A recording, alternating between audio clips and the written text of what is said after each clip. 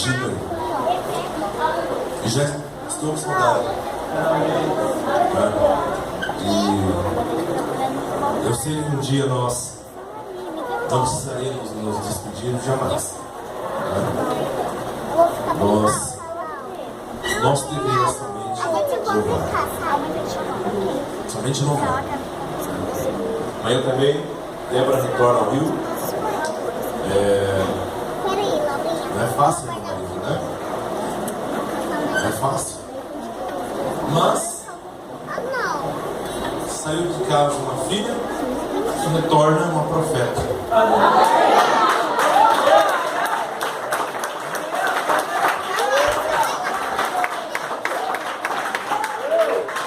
Então tudo para a honra do nome do Senhor. Igreja, eu quero parabenizar todo o meu coração. Para mim é uma honra estar com o pastor Jorge, grande amigo, grande companheiro, em nome de Deus. Merece todo o nosso respeito pelo trabalho, seu amor pela obra, sua esposa, a nossa querida Ivanete. E eu estava falando hoje, irmãos, com o pastor Claudio Honori, também com sua esposa, a Marilda, pois eles, perante o nosso ministério, irmãos, o pastor e a sua esposa são considerados pastores. Obrigado, Pai. Pelo ofício, pelo chamado, pela legalidade bíblica e também ministerial. Então eu agradeço a Deus pela vida da pastora Marilda. Tem feito um trabalho de alicerce, um trabalho de companheirismo. Só as nossas esposas sabem o que nós, pastores, passamos. E é diferente um pastor, né, que ele é um pastor de igreja, do que um pastor que ainda ele não está liderando uma igreja. Pela preciosidade, pela profundidade. E nós começamos a adquirir sobre a nossa couraça, digamos assim, não uma casquinha de ovo, mas um couro de jacaré. Daqui a pouco se pega. Não é qualquer coisa que vai nos derrubar. Não é qualquer coisa que vai fazer nos parar. Porque nós não podemos parar. Quem colocou a mão no arado, ele não pode olhar para trás. Amada igreja, muito obrigado, diretoria, Filha de Sião, vencedores pentecostais. Se nós não nos vermos aqui, mais nesta terra, toda a cidade tem uma praça. E toda praça tem um banco. E se porventura nós não nos encontrarmos mais aqui, quem sair primeiro, nós vamos nos encontrar lá no banco, sentado naquela praça. Eu vou te esperar lá.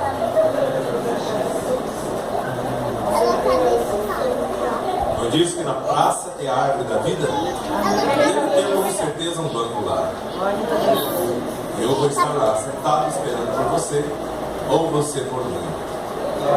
Combinado? Combinado. Glória a Deus. Deus continua abençoando a igreja evangélica cristã por 16 anos.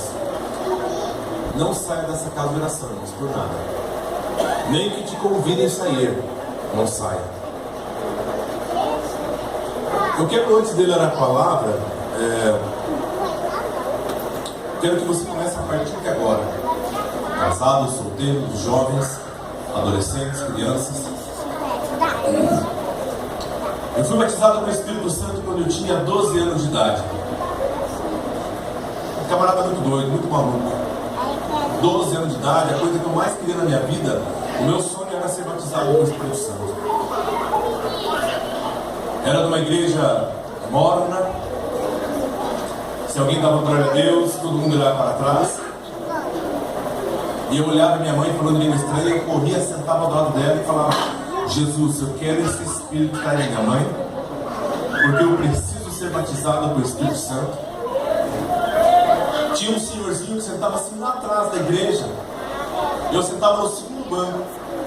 E quando eu vi aquele irmão tomado pelo Espírito Santo, cheio do Espírito Santo, eu saía correndo onde estava e ia sentar do lado dele. Eu sentava do lado dele e ficava assim: Senhor, me batiza, me dá esse Espírito. Até eu encostava do lado dele assim: Senhor, me dá esse Espírito De tanto desejo que eu tinha de ser batizado com o Espírito Santo. E era numa madrugada, em torno de 13h30, 4 horas da manhã. 13h30, 4 horas da manhã. Não é normal um adolescente de 12 anos estar orando estrado, né? Não é muito normal. E estava eu lá, de João e buscando. Até que eu recebi dentro da minha casa. E desde lá para cá, nunca saí da casa de Deus.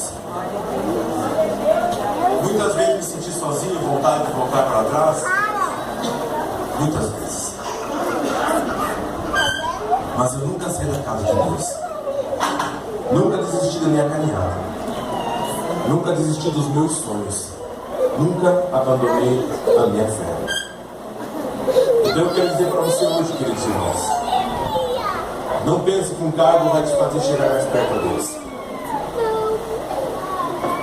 Não pense que uma posição vai fazer você ter um destaque na casa de Deus. Não, muito pelo contrário. Conhecemos homens que estavam ao meu lado e hoje estão entregando o seu cajado, dizendo eu não quero mais, levantando muros, barreiras à sua frente, achando que é a vontade de Deus. Na verdade, não tenham consultado e nem tenham feito nada que venha de aprovação de Deus. Eu quero que você, a partir de agora, comece a restaurar. Lembre-se de todos os teus sonhos. Quero que você comece, a partir deste momento, a restaurar a tua vida.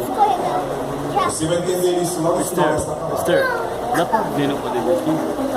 O que a tua glória fez comigo, nós fazemos. Falamos ontem. E hoje vamos falar um pouquinho sobre o que fez a tua glória com o teu povo. Quantos estão comigo nessa palavra nessa noite? Levante sua mão e dá glória a Deus. Glória a Deus! Põe a mão no meio do teu irmão assim, que ele é um profeta de Deus. Uma profecia de Deus, diga assim, ó. Eu amo você em Cristo. Mas não me atrapalhe. Não me atrapalhe de glorificar o meu Senhor. Porque esta é a minha noite. Não me atrapalhe. Não converse comigo. Desligue o teu celular. Porque agora o Senhor vai falar comigo. Glória a Deus. Quem trouxe a Bíblia, dá glória a Deus. Glória a Deus! Os pentecostais chegaram aqui nessa noite. Os pentecostais.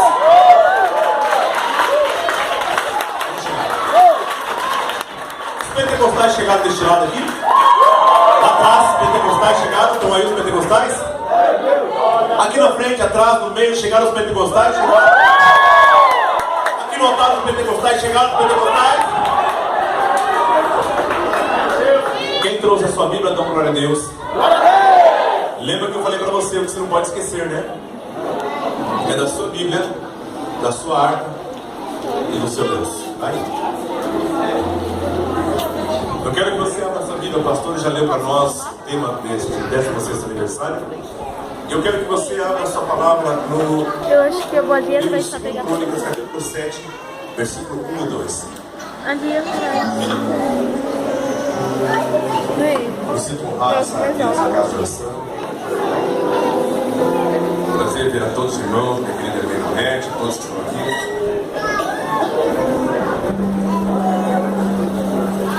Segundo Reis, capítulo 7. Segundo Reis 7. Eu sei que o tema é segundo Crônicas 5:14. Não vamos fugir do tema.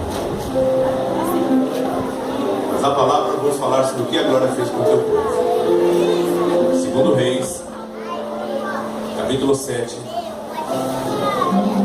versículo 1 e 2. Confesso, irmãos, tenho tentado me controlar desde o início do culto, senão a voz já ia, né? A voz já acabava rapidamente. Segundo Reis, capítulo 7, versículo 1 e 2, diz-nos a palavra de Deus. Disse Eliseu: ouvi a palavra do Senhor. Assim diz o Senhor: amanhã, por estas horas, haverá uma medida de farinha por um ciclo, 2 medidas de cevada por um ciclo na porta de Samaria. O capitão em cujo braço o rei se apoiava, porém, respondeu ao homem de Deus: ainda que o Senhor fizesse janelas no céu, poderia acontecer isso? Isso, respondeu Eliseu, tu o verás com os teus olhos, porém não comerás. Fala conosco nessa noite. O Senhor está aqui. Teu reino ele é eterno, jamais passará. Assim como as tuas palavras. Fala com o teu povo nessa noite, pois nós precisamos ouvir a tua voz. Em nome de Jesus. Amém.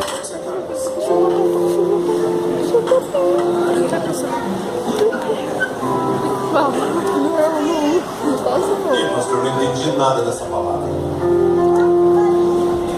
Não entendi nada que você leu aí. Fica tranquilo. Calma o teu coração. Aquieta a tua alma. O Senhor tem coisas para fazer nessa noite ainda. Eu quero compartilhar com vocês um sentimento que muitas vezes nós, como pregadores, nós sentimos quando subimos um altar. Você pode pegar a nenenzinha daqui, senhor? Quantas das vezes nós nos preparamos, nós jejuamos, nós oramos, Ela tá ali, ó. nós dedicamos a nossa vida a Deus para trazermos não um recado, porque Deus não é Deus de recado, Deus é Deus de palavras. Nós trazemos ao coração da igreja palavras que venham reveladas do trono de Deus à igreja. Quantas vezes nós nos preparamos e quando nós estamos chegando na hora de pregar a palavra, nós sentimos um vazio tão grande em nós. Já era. Uma dessas vezes, eu cheguei ao meu Senhor e ia pregar um culto de domingo na igreja. E eu conversei com o meu Senhor ali mesmo e falei: Senhor, por que eu me sinto assim, tão vazio? Preparei tua palavra, vou pregar. E com um estralar de dedos, o Senhor chegou em meu coração e falou assim: você está sentindo-se vazio para que eu possa te encher.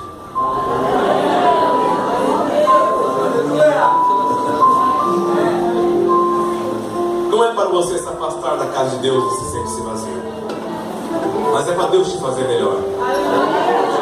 É para Deus fazer você entender coisas que o homem natural não pode. Eu quero descrever essa palavra nessa noite sobre o que a glória fez com o seu povo. Porque a situação do povo de Deus aqui em 2 Reis, capítulo 7, se nós fosse usar uma palavra, a palavra seria caótica. Era a situação em que se encontrava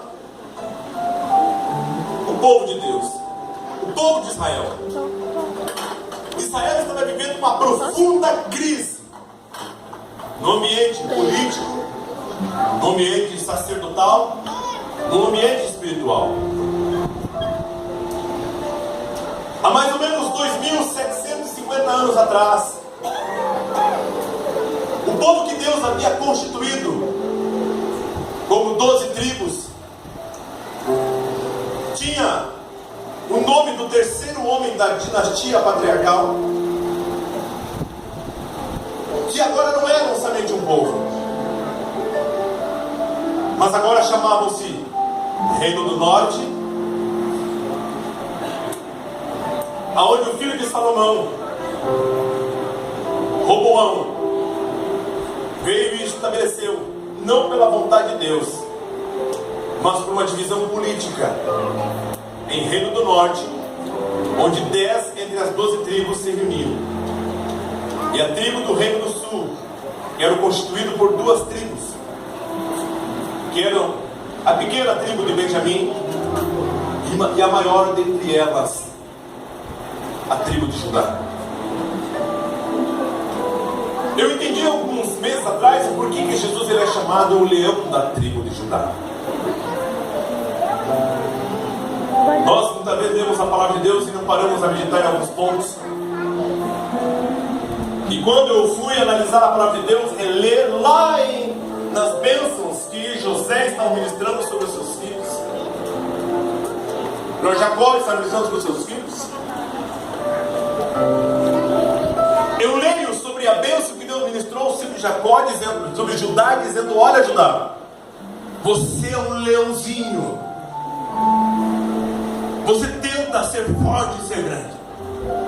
E aí quando eu olho para Apocalipse, João chama ele de um leão da tribo de Judá. Deus honrando a bênção patriarcal. Ele é o leão da tribo de Judá. Ele é Jesus.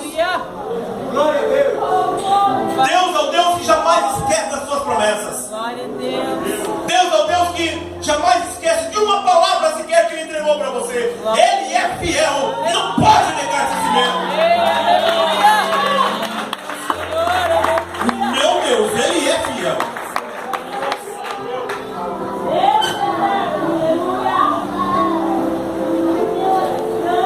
As 10 tribos formaram o Reino do Norte, e a capital do Reino do Norte chamava-se Samaria. E a capital do Reino do Sul chamava-se Jerusalém. A divisão política entre esses dois reinos gerou uma ruptura que abriu um imenso abismo entre os povos co-irmãos, pelo simples fato de Samaria não se sujeitarem à autoridade espiritual de Jerusalém. Lá em Samaria, os homens fundaram um outro sacerdócio. Eles levantaram um novo santuário a Deus. Se nós formos examinarmos, não é o contexto dessa noite, mas se nós examinarmos os textos bíblicos, nós veremos uma reação e uma restrição férrea de Jesus, clara, audível, de que tudo está dentro do santuário era santificado pelo santuário de Deus. Deus havia colocado uma restrição que de tudo que estava no templo, por exemplo, não poderia ser reproduzido para um outro local, a não ser dentro do templo que estava em Jerusalém. E Samaria fez exatamente o quê? Copiaram os sacerdotes, copiaram o templo, copiaram tudo aquilo que havia em Jerusalém e edificaram em Samaria. Era proibido alguém ter uma veste, a veste igual do sacerdote. Era proibido plantar e produzir uma erva que servia para queimar um incenso. Não era permitido por Deus. E os samaritanos pagaram muito caro por isso. Muito caro. Passado em torno de 750 anos, Jesus ali se depara com uma mulher. Jesus ele vai até as terras de Sicar, lá em João 4. Jesus ele chega para uma mulher samaritana, e se dirige a ela, e ela se assusta. E ela diz para Jesus: como você pode, ser um judeu, falar com uma samaritana? E o escritor de João, ele diz assim, que entre parênteses estava escrito assim, ó: porque os judeus e os samaritanos não se falavam, por causa da rivalidade do templo. Olhe como a religiosidade e a pequenez do raciocínio humano, ele transmite aquilo que é santo, transforma em profano. Ele limita a ação de Deus a lugares, a espaços. O samaritano acreditava que Deus ele somente operava naquele quadradinho. E os judeus da mesma forma diziam, não, Deus somente opera aqui no templo. E Jesus chega para ela e dá dois grandes ensinos. O primeiro, vocês adoram a quem vocês não conhecem. E em segundo, Deus ele não pertence à propriedade de ninguém. Portanto, eu e você podemos adorá-lo. Portanto, eu e você, aonde nós estivermos, podemos adorar o Senhor. Pode ser no banco de um ônibus. Eu lembro que quando eu fui batizado com o Espírito Santo 12 anos, eu entrei falando línguas estranhas dentro do ônibus. Eu entrei por uma porta, me colocaram por outra porta, sentado, pensaram, colocando um camarada doido no ônibus. Um piá de 12 anos, entra no ônibus, fui passar passagem, comecei a pagar passagem, comecei a falar língua estranha. E eu me segurei, eu me segurei. De um lado do banco, do outro banco, comecei a falar língua estranha, comecei a chorar. E falava língua estranha, e glorificava a Deus, eu só senti que alguém pegou no meu braço e fez eu descer no ônibus. E eu fiquei lá pulando, que nem um maluco. 12 anos. Eu posso adorar a Deus aonde eu estiver. Eu não tenho limite de lugar para adorar ao meu Senhor. Eu posso sentir Deus aonde eu quiser. Você também pode sentir Deus. Comece a levantar a sua mão e dizer como eu te amo. A única coisa que resta para mim e você é adorar. Feche seus olhos, abaixe sua cabeça e diga assim: Jesus, eu quero te dizer nessa noite que eu te amo. Jesus, eu quero dizer a ti que eu te amo.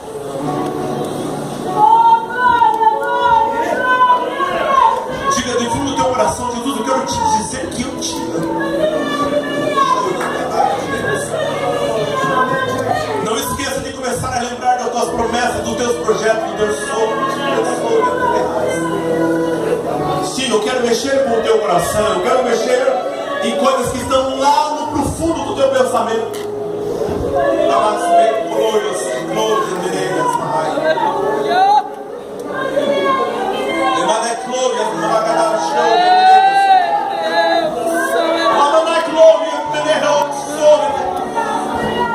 Ele está dizendo nessa noite que ele vai restaurar o ministério nessa cabeça. Ele vai restituir, ele vai restaurar, porque ele não é Deus de confusão, ele é Deus de verdade.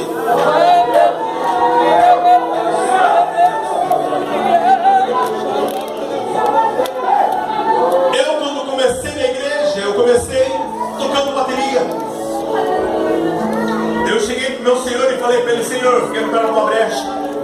Olha o que deu.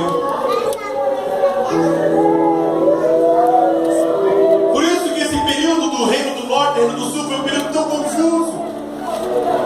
Por causa da divisão que o homem ocasionou. Mas da mesma forma que havia uma divisão política, territorial, tribal, Deus jamais deixou de andar com o seu povo. Da mesma forma que haviam profetas no Reino do Sul, também haviam profetas no Reino do Norte. Também como havia escola de profetas no Sul, também Deus honrou, mesmo o povo fazendo o que não pertencia a ele, que o povo permanecesse e houvesse escola de profetas no Reino do Norte.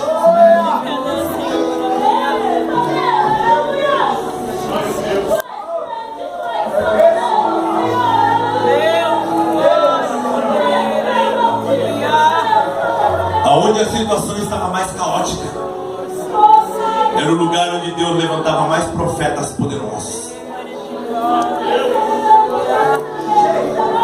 Onde haviam situações mais terríveis, mais caóticas, eram lugares onde Deus levantava profetas mais poderosos. Eu vou repetir para você. Aonde haviam lugares, estradas, cidades, bairros mais terríveis,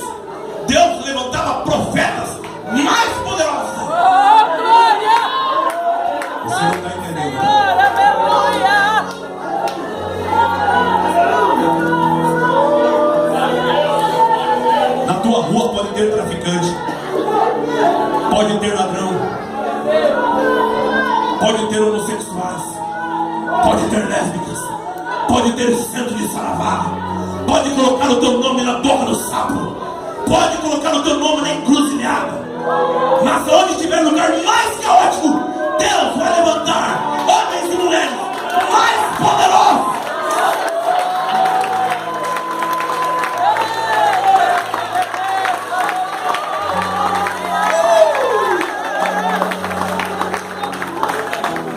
Onde estão os vencedores pentecostais? Onde está a igreja com a sua mão levantada e glorificada?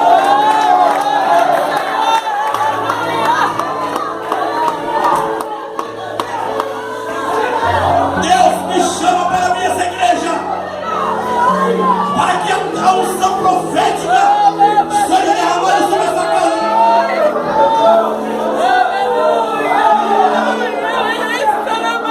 Deus quer levantar profetas e profetisas.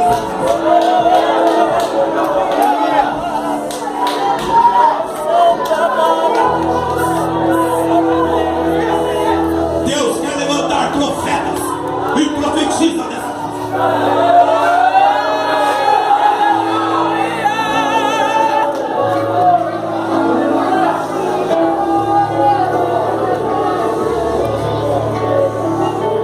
Pastor, mas o senhor joga demais. Pastor, mas o senhor velho demais, o senhor velho demais, pastor. Já estou com artrite, estou com artrose, estou com dor na coluna, uso bengala, quebrei minha perna, quebrou o lado, estou desacreditado. O meu Deus é o Deus do caos. Ele pega uma terra devastada, vazia, e ele transforma o lugar que nós chamamos de Éden. O meu Deus é o Deus das coisas caóticas.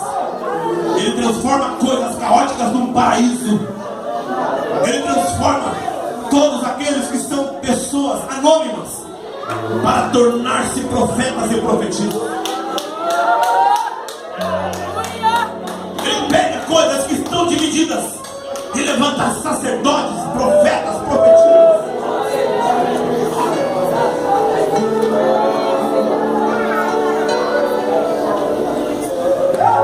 Havia duas escolas de profetas. No norte, uma das escolas. A escola do norte era a escola dos reis. Não se preocupe não, preste a palavra. A unção profética está sobre essa casa de oração.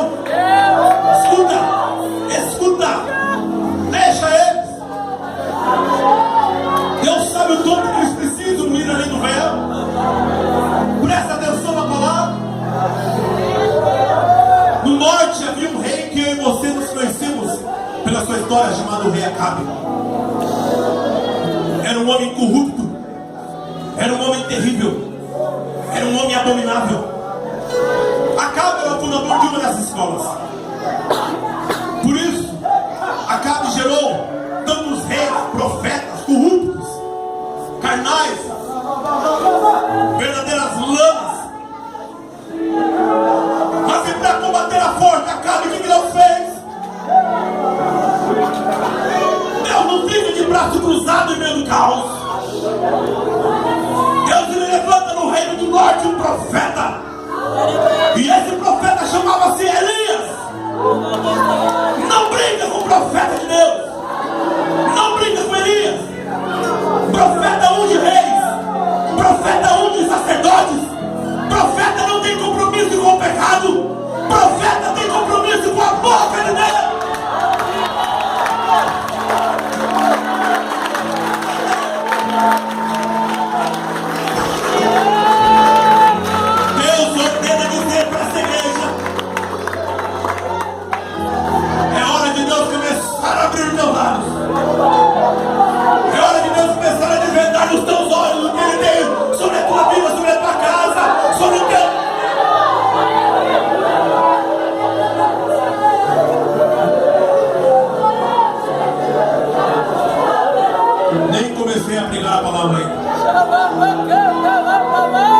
Não comecei nem a entrar no tema da mensagem.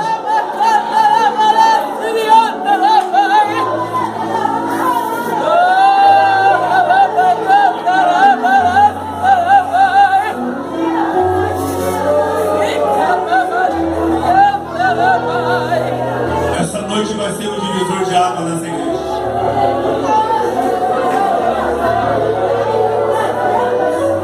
Pastor, para que serve um profeta, pastor?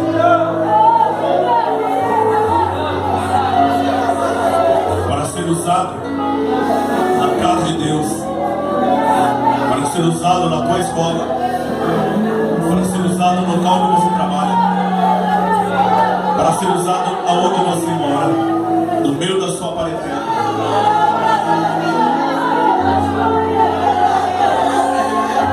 Para nós entendermos um pouquinho o que eu estou pregando, tentando começar a pregar para você.